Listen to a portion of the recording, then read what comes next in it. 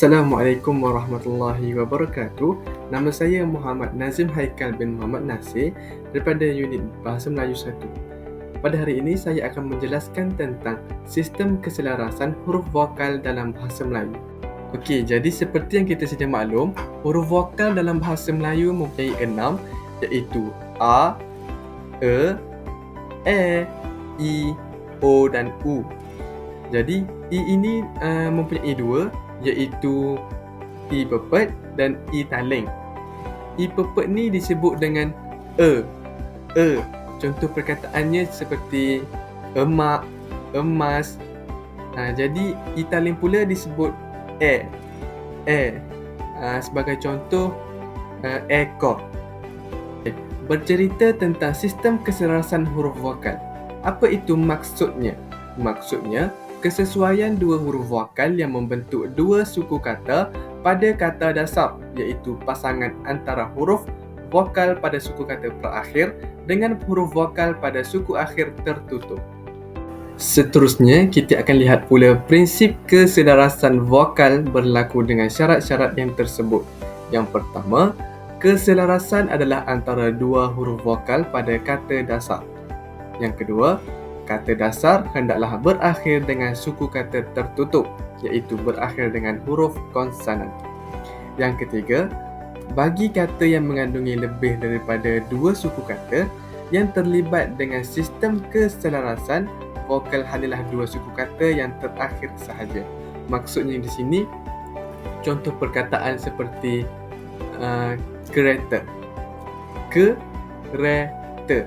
Perkataan yang dikira adalah re dan te. Maka ke itu tidak dikira. Seterusnya, terdapat 18 jenis pola keselarasan huruf vokal. Jadi, cara mudah untuk mengerti pola keselarasan huruf vokal adalah dengan menggunakan segitiga pola keselarasan huruf vokal. Jadi, dengan adanya segitiga pola ini, kita dapat mengerti 18 jenis pola ini dengan mudah. Okey, berikut merupakan jadual pola keselarasan huruf vokal. Okey, dengan adanya segitiga pola itu tadi, maka terbentuklah jadual ini. Okey, kita lihat yang pertama, suku kata praakhir iaitu A yang bertemu dengan suku kata akhir tertutup iaitu A yang membentuk perkataan, contohnya asal, talak ataupun halaman. Yang kedua, suku kata perakhir A bertemu dengan suku kata akhir tertutup I yang membentuk perkataan alih, tarik ataupun parik. Yang ketiga, suku kata perakhir ni adalah A bertemu dengan suku kata akhir tertutup U yang membentuk perkataan asuh, katuk ataupun baru. Seterusnya, suku kata perakhir E pepet yang bertemu dengan suku kata akhir tertutup A yang membentuk perkataan emas, kelam ataupun selam. Seterusnya, E pepet yang bertemu dengan suku kata perakhir I yang membentuk perkataan betik, ketil ataupun lebih. Okey, seterusnya E pepet bertemu dengan U yang membentuk perkataan belut ataupun telur. Seterusnya, I taling bertemu dengan huruf A yang membentuk perkataan elak, dewan ataupun perang. Seterusnya, suku kata perakhir I taling berjumpa dengan suku kata akhir tertutup I taling juga yang boleh membentuk perkataan belek, gelek ataupun leceh. Suku kata perakhir seterusnya adalah I taling bertemu dengan suku kata akhir tertutup O yang boleh membentuk perkataan elok, belok ataupun telur. Seterusnya, suku kata perakhir I yang bertemu dengan suku kata akhir tertutup A membentuk perkataan, contohnya bilah. Seterusnya, suku kata perakhir I bertemu dengan suku kata akhir tertutup I. Contoh perkataan intip, pilih ataupun sisih.